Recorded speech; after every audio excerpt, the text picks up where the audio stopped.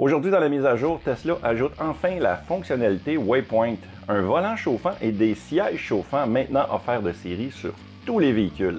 Après Michelin, c'est au tour de Goodyear de développer des pneus sans air. Et bien plus, là.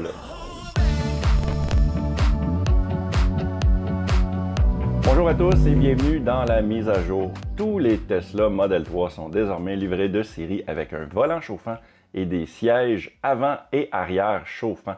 C'est jeudi soir dernier que Tesla a mis à jour son site web. Les changements sont notés dans le Design Studio dans la description en cliquant sous Intérieur et Détails de la fonctionnalité. Jusqu'à présent, seules les variantes Long Range et Performance incluaient les fonctionnalités.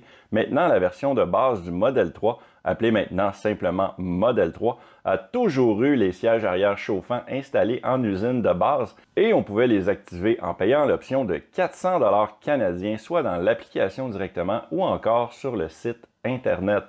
Avec le changement, la grande question est maintenant de savoir si les acheteurs récents du Model 3 pourront effectuer la mise à jour gratuitement.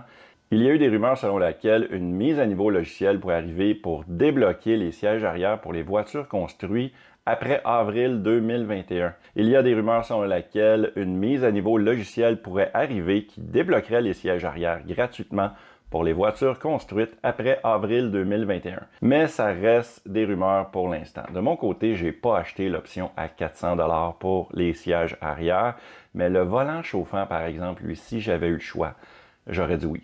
Si vous aimez ce que vous regardez présentement, eh bien profitez-en donc pour mettre un pouce en l'air et si c'est votre première fois sur cette chaîne à regarder une vidéo, en tout cas, ben, pourquoi pas vous abonner.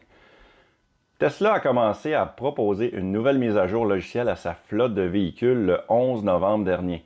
En tout cas, moi, à date, j'ai rien reçu. Mais cette mise à jour va ajouter à votre système de navigation l'option Waypoint, ce qui a été très demandé par les propriétaires. Cette option offre la possibilité de sélectionner plusieurs destinations à la fois, selon le trajet que vous avez à faire. Une option comme Waypoint était déjà offerte dans des applications comme Waze, par exemple. Au fil des ans, Tesla s'est fait connaître pour ses mises à jour logicielles régulières, en ajoutant des fonctionnalités et des améliorations à ses véhicules. C'est quelque chose qui n'était pas standard auparavant dans l'industrie automobile. Mais l'approche logicielle de Tesla en a fait une évidence qui a forcé plusieurs constructeurs automobiles à suivre leur exemple. Ça fait plusieurs années maintenant que les propriétaires de Tesla demandaient cette option.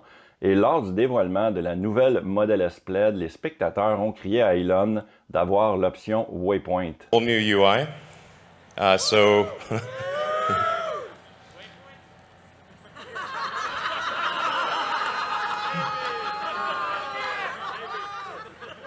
Really want waypoints.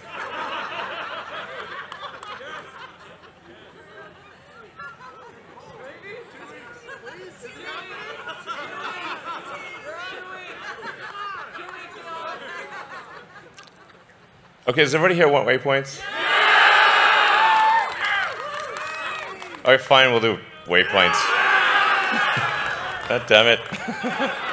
Aujourd'hui, Tesla a finalement publié la fonctionnalité dans le cadre de sa mise à jour logicielle 2021.40.5. Le constructeur automobile a écrit la fonctionnalité qui maintenant s'appelle Add Stop et dans la version suivante, c'est écrit « Désormais, les propriétaires de Tesla pourront utiliser la navigation native du système pour entrer une destination et ajouter des points d'arrêt. » La promesse d'avoir des pneus qui perdront jamais leur pression, est-ce que c'est quelque chose qu'on verra arriver bientôt sur le marché automobile? Eh bien, Goodyear a commencé à tester ses pneus non pneumatiques, également appelés des pneus sans air, sur les navettes autonomes Oli. Et il serait maintenant prêt pour être testé sur des véhicules électriques. Aujourd'hui, Goodyear a publié la première vidéo de démonstration de son prototype de pneus airless utilisé sur une Tesla Model 3. La vidéo est impressionnante. Le conducteur est capable de naviguer facilement autour des cônes orange. Contrairement à Michelin qui teste depuis un bon nombre d'années ses pneus sans air sur les Chevrolet Bolt,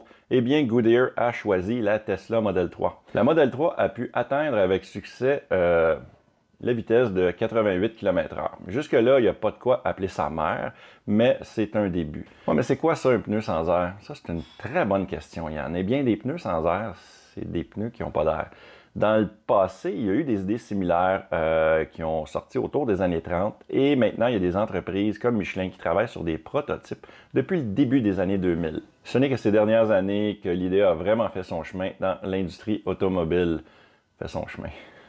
Le point de vue de Goodyear sur les pneus non pneumatiques est assez similaire à celui de Michelin. Au lieu que ce soit la pression d'air qui maintienne le pneu tendu, eh bien c'est une collection de rayons qui maintient la roue suffisamment ferme pour continuer à rouler. Le mécanisme est assez étonnant à regarder en action. Les roues se plient d'une manière qui semble pas naturelle par rapport aux pneus traditionnels.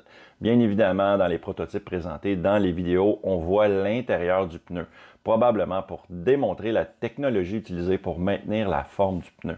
J'espère que les versions commercialisées seront fermées, sinon ça va être le fun en hiver, avec la neige qui va s'accumuler à l'intérieur du pneu. Des entreprises comme Goodyear investissent maintenant beaucoup de ressources dans le développement des pneus sans air. Ils constituent une alternative durable aux pneus traditionnels. Les pneus sans air se dégonflent évidemment jamais et doivent être remplacés beaucoup moins fréquemment selon leurs tests. La plupart des nouveaux véhicules sur le marché ne possèdent aucun pneu de secours, surtout les véhicules électriques. Ça aide beaucoup à sauver sur l'espace et sur le poids. De nombreux défis à relever pour l'adoption du pneu sans air, c'est de trouver une solution pour ne pas hypothéquer la suspension sur les véhicules plus lourds, comme les véhicules électriques. À l'heure actuelle, les pneus sans air Goodyear sont encore en mode prototype, bien sûr. Les consommateurs devront attendre encore quelques années avant de pouvoir les essayer. L'objectif de Goodyear, c'est d'avoir des pneus prêts sur la route d'ici 2030. Michelin, tant qu'à lui, prévoit vendre ses pneus non pneumatiques d'ici 2024. Depuis la sortie du Cybertruck, on entend beaucoup parler à quel point le véhicule est gigantesque. @MinimalDoc, encore une fois, beau petit nom, a posté une photo de vue aérienne pour démontrer la différence entre un Model 3 et le Cybertruck. Pour vous donner une idée, le Model 3 mesure 4,694 mètres de long et 1,850 mètres de large. La photo présentée ici n'est pas une vraie photo, mais c'est quand même intéressant de les mettre un à côté de l'autre pour voir encore mieux la différence. J'essaye juste de comprendre comment je vais faire pour stationner mon futur Cybertruck dans mon entrée. Ça sera pas facile.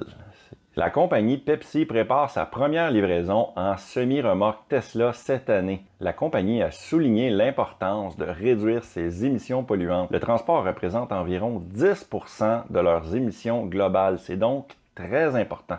Le PDG de la compagnie a mentionné « Nous travaillons sur différentes solutions. Vous savez, nous remplaçons nos flottes régulièrement à tous les 10 ans plus ou moins.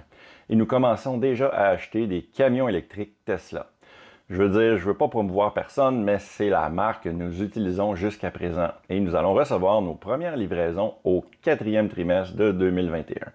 C'est quelque chose que nous avons commencé il y a quelques années et nous travaillons avec Tesla. Sur Twitter, Sawyer mérite à noter qu'il pourrait s'agir d'un accord spécial entre Tesla et Pepsi. Pepsi pourrait envisager de tester les nouveaux camions Tesla semi avant que d'autres entreprises ne reçoivent leur livraison.